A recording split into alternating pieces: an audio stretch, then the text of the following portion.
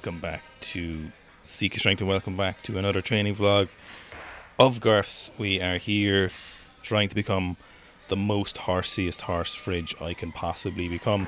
So we've got 3 different sessions here. We've got our cleans, we've got our squats, we've restarted the Road to Anywhere squat program again. Input at 250 because that is my current maximum. And we're going to hit the ground running. Will we be peaked in Japan for a squat? No. Will I still have a big squat in Japan? Yes. Am I looking forward to Japan? Yes, but I have a lot of things to do before then. This clean session, originally, I was reasonably happy with these because I'm not going to lie to you guys. I was fucked. I was super tired. We had the night before, we just had a load of open man jiu-jitsu, and then we finished off with some positional Shark Tank 5-minute kind of drill thing, and it was like 2 hours of rolling. So I'm not going to lie, I was just pretty fatigued. Like, my body was tired.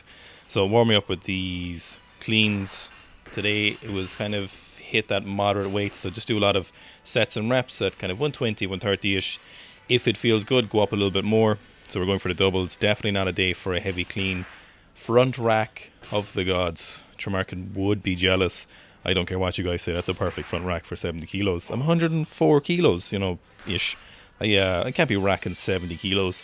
Racks only happen at 100 kilos. Everyone knows that. If you can rack less than 100 kilos, you don't. You don't have enough muscle. That's all I'll say. I asked Anton, has he seen heavyweights rack 50 kilos? And he said yes. So I think he just must have got lost in translation, because I think there's no way that's possible. So 100 kilos here. Power clean the first 2 because that's excuse me. That's how tired I was. I literally was like, fuck. Just over pulling the barbell, not willing to commit to pulling on there. Second set though, got it on my chest, and it's just like, just rock the fucking bar. So moving on through these sets, looking for technical consistency. So we're looking for that flat-footed position, center foot, knees back, shoulders over, not extending the hips too much, nice and relaxed arms. And what I'm happy about from this session was maintenance of technical consistency, even though I was pretty fatigued. So for some reason, nobody looks their best in their front right angle. So if you're at this angle of your front right, it's never the best angle, but this is the angle we chose today. So we're here at 120, and we're doing a lot of sets at 120, trying to focus on not overextending hips. My biggest killer today from this session, looking back on the YouTube video, is my knees. If you watch here, are too far forward in the bottom position.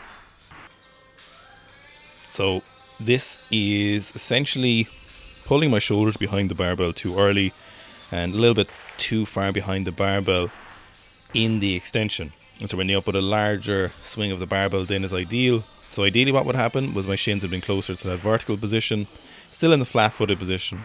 So I'd have a nice clear path from the first to second pull, and then I could keep the barbell nice and close to me. I wouldn't need to overextend my hips, and I could just pull under vertically. But as you can see, is happening here is my knees are a little bit too far forward.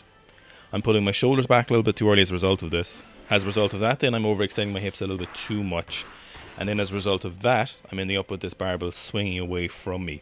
And then I'm not pulling under as aggressively or as fast as I should be. So they're getting a little bit better as the sets warmed up. I was just going to stick with 120. I wouldn't go any heavier than 120 if these weren't feeling good. But eventually the sets of 120 started kind of improving a little bit. So as tired I was like, let's top out at 140 for a double and get a little bit of a solid session in. So first clean, pretty good. Overall, these are a good clean, but these are not as good as they have been. But I am reasonably happy with this. I'm always going to be my worst critic, and there's always going to be issues that are going to look terrible to me. And I assume when you guys watch them, you're like, that's not that bad. But you might even say that's okay. Anton might even say it's okay. But again, I am my biggest critic in that regard. Then we move on to some split jerks, and my elbow still isn't perfect, but it's gotten a lot better. So we've definitely increased the range of motion somewhat. It is getting there. Bicep is super tight, and just at the bottom of my forearm, kind of towards the inside, is quite tight, but it is getting better. Doing a lot of the isometric stretch that I was talking about that I kind of figured out a few days ago, which I will take a video of, and I'll just show you what I'm doing for that. And it is improving. It looks quite good from this angle. Still pretty fatigued for the session, I'm not gonna lie, but that is the nature of training 7 days a week and trying to get better at some weightlifting and some jiu-jitsu. So there we are.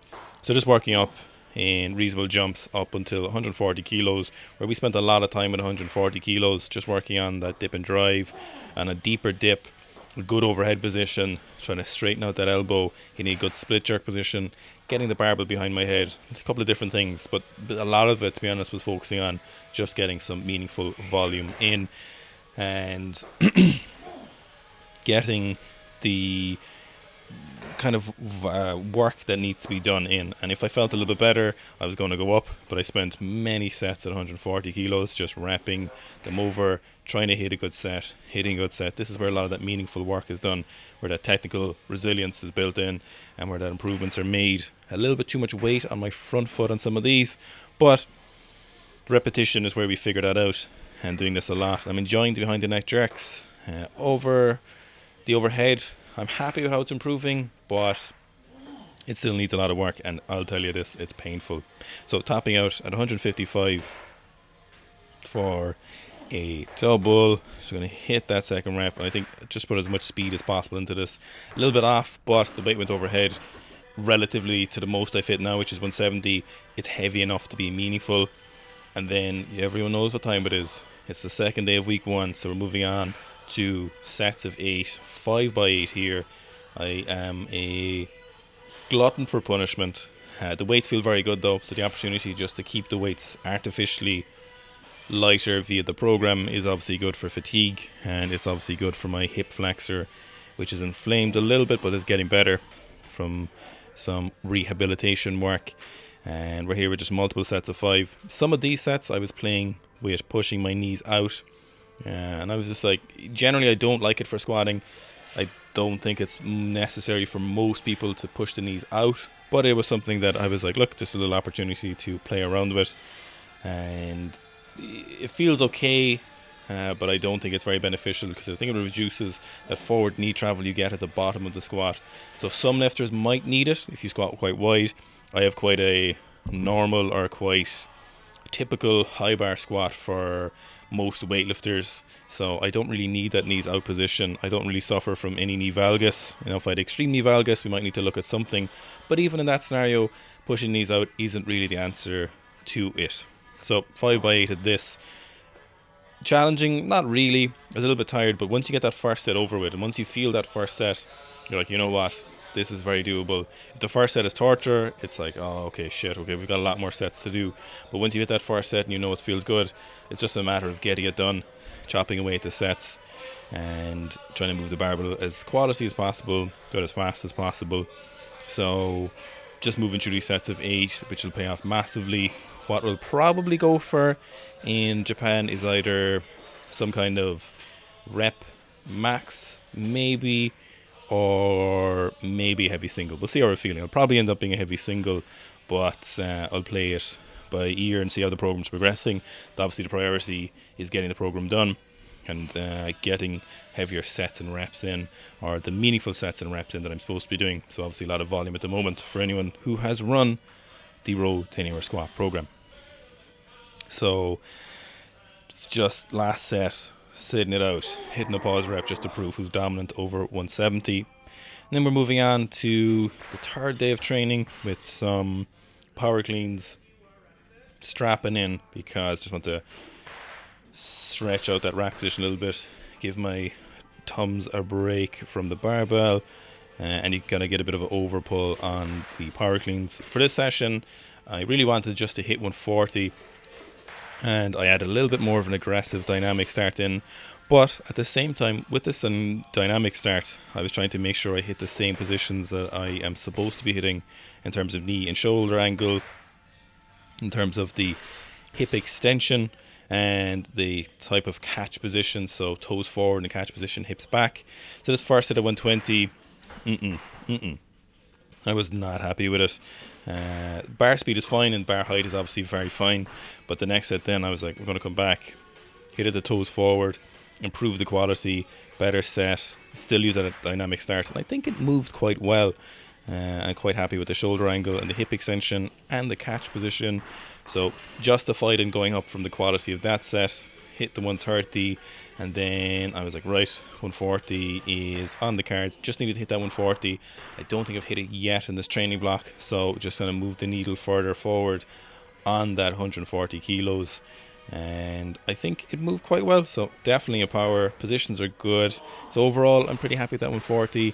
Looking forward to some heavier block cleans tomorrow and getting some weights moving. I think then I'm probably going to give one of those mobility apps a go, GoWOD. I'm a big fan of mobility stuff, and it's very, very important. Now, my lower body mobility is obviously very, very good, but I think that upper body at the moment could do with some extra work. I think it'd be a cool video to do. So let me know if you'd like to see kind of a 2-week review of the app. I think GoWOD is kind of the CrossFit one. Here we're moving on to week 2, day 1 of the squat program. It is no less than sets of 10, so we're at 170 still. And given how the Sunday moved, I was like, right, this is obviously going to be no problemo. Once you get that first set done, trying to move these kind of as fast as possible. There's a fine line between completing sets of 10 as quickly as possible and burning yourself out, putting too much effort into a set where you need to put in just enough effort. And then there's this issue where if you're moving too slow, you're going to end up making the set a little bit harder, both physiologically and psychologically. So as we got to the later sets, third last set, wanted to dominate it as much as possible. So I try to put a bit more speed into this. Generally for sets of 10, especially for a heavier set of 10, I like to get 5, maybe 3 and then 2 in my head, or it might be 5 and then 2 and 2 and 1, depending on just how heavy the set is. But I try and get to that halfway mark and get over it as fast as possible. So this is the last set of 10, 170. I haven't even looked at the next sessions yet, just go session by session. I didn't even look at how heavy it gets for the 250 input. I'm using the sub 180 because I am a Satanist for myself, so I want the best results for the most aggressive performance. No, I can do that because obviously my max has been more before, so I can kind of take those more aggressive jumps. So I hope you enjoyed today's training vlog. Thank you for everyone for watching. I hope your training is going well, and I'll see you next time.